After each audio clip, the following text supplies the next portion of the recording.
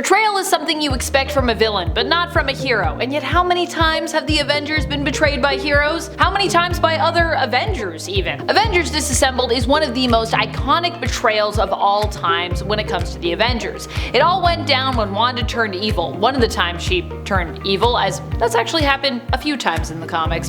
Why did she turn evil this time? This time it was not due to Chthon, but instead due to a psychotic break, all thanks to her learning the truth about what had happened with her fake children, who weren't even quite so fake as we even thought, to be honest, as Billy and Tommy are now alive and well in the comics, and while they're not Wanda's biological children, they are her spiritual children, so there. But I digress. As a result of this break, Wanda turned on her friends and teammates, the Avengers, killing her husband Vision and using him as a weapon against her friends, disguising the attack as one coming from Ultron when in truth she was actually behind all of this. There were casualties, and during Avengers Disassembled, heroes and characters we'd read for years as member of the team were actually lost to us. So it's pretty traumatic. This next betrayal is honestly nuts, and for this one we have to travel a far distance, all the way to the alternate reality of Earth 1610, known as the Ultimate Universe, or the old Ultimate Universe now, because now we have the Ultimates, but it's a new universe. Here, Black Widow betrayed Hawkeye, Iron Man, and pretty much all of the Avengers when she was revealed to be secretly working with the Liberators and Russia. Surprise, surprise, the Russian spy turned out to be a Russian spy.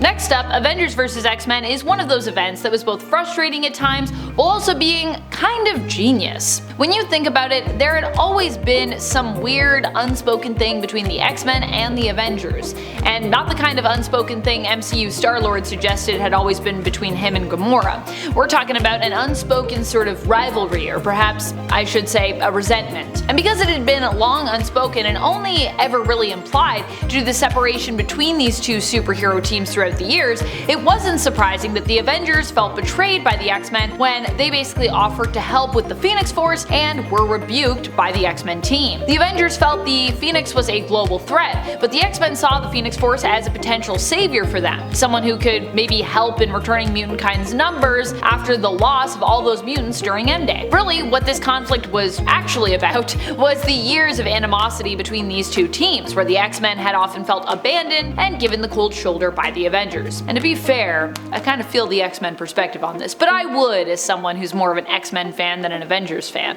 In this next one, when the zombies come a-running and a-eating, of course the Avengers will be betrayed. Where to start with this one? Well, there are multiple moments that I could choose from in the Marvel Zombies universe when it comes to the Avengers being betrayed, but I think one of the most despicable for me is the betrayal of Black Panther. Black Panther, who has been an Avenger in the main continuity and even a leader of the Avengers at one point, is tragically tricked by his colleague and good friend Hank Pym in this universe. This is after Hank Pym has become infected. Still able to pass as human for the time being, Hank knows he's going to be starving as a result of the virus that's working its way through his system, and tricks Black Panther into a trap so that he can basically slowly feed off of him. It's about as gruesome as it sounds. In this next one, Age of Khonshu was a really cool storyline that took place within the Avengers series and also helped to inform the Moon Knight series that launched shortly after in 2021 as written by Jed MacKay. The story in Avengers though was written by Jason Aaron. The idea here was that Moon Knight was messing up all the Avengers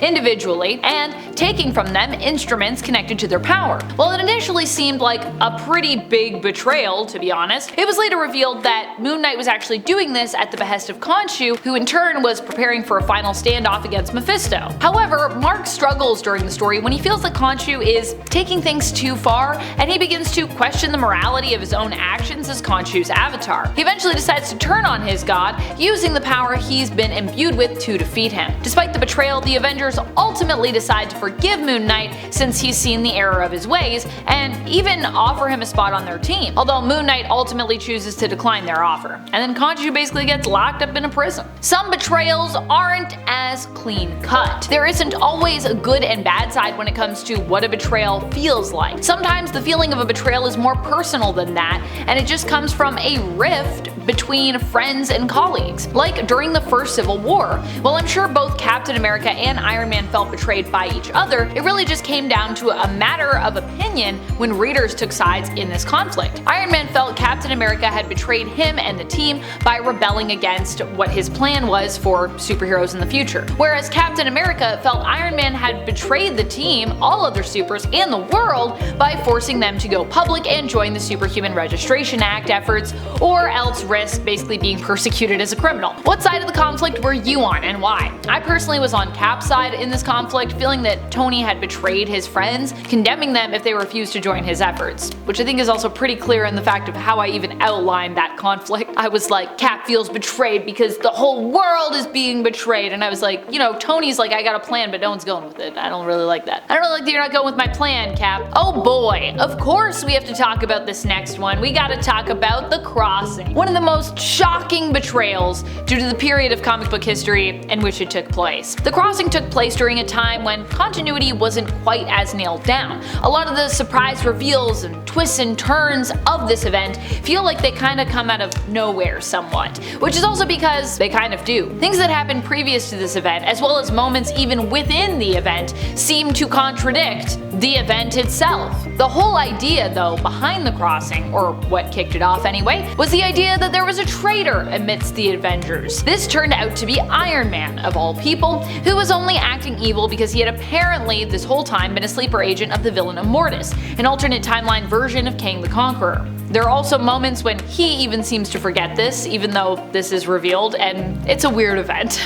Also, everyone looks crazy for it. This next one, I really like this betrayal actually, because I didn't see it coming till it was too late. Just like the Avengers did as well. We're talking about the Empire event, which if you haven't read, I would actually recommend checking it out. Overall, I thought it was a cool, alien space invasion type of event. Now, was it the best event I have ever read? Well, probably not, but it was a really fun read with some cool twists and turns and character development sprinkled throughout, and just a lot of things that I wasn't expecting and then they happened, and I was like, this is cool. A lot of good team ups too. It also had a really strong lead up in my opinion. During Empire, the Avengers are betrayed by an alien race they once considered their friends, the Kotati. Specifically, the consciousness of previous Avengers member, Swordsman, who after his death was brought back as a Kotati. This Kotati is not him, but was given all of his memories leading up to his death, his consciousness, and also has his appearance. At first, it seems the Kotati and Sequoia, who is like basically their leader and like their messiah, are fighting back against the Kree-Skrull Alliance to protect Earth, but it's quickly revealed that the Kotati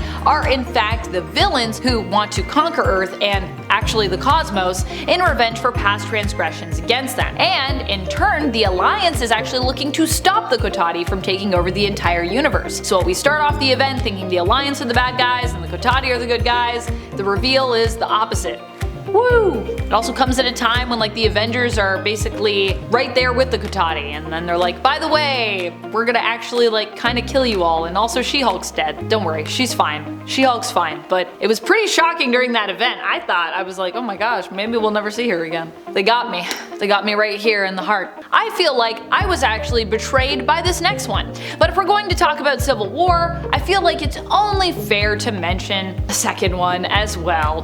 In this war though, I felt that there was a very clear single betrayer. There was a good side and a bad side, and tragically the bad side for this one was Carol Danvers. While this was supposed to be a second Civil War to divide readers again, for the most part Civil War II just turned the whole comic book community against Carol, villainizing her in what felt like straight up character assassination to me, as a Carol fan. Carol comes across Ulysses, an Inhuman with the power to see into the future. Now she wants to use his visions as, you know, something that they can use to predict bad things that will happen, and later as justification for capturing and punishing people who may, in the future, become a threat, with said visions basically being used as proof of that. Or we should say potential proof, as while some of Ulysses' visions do come true, not all would. Carol is pushed to this extreme by the loss of Rhodey, her love, War Machine, at the hands of Thanos. This creates a split in the Avengers, with Iron Man actually being the voice of reason this time around and leading the opposing side to Carol. Another unexpected betrayal, probably the most unexpected one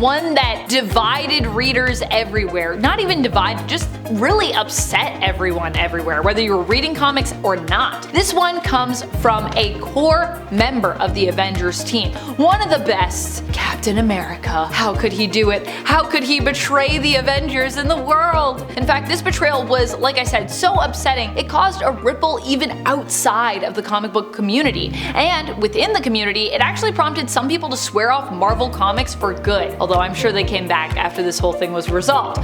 That's how much, though, they disliked the reveal that Captain America had been a sleeper agent for Hydra all along. Hail Hydra. How was this possible? Simple.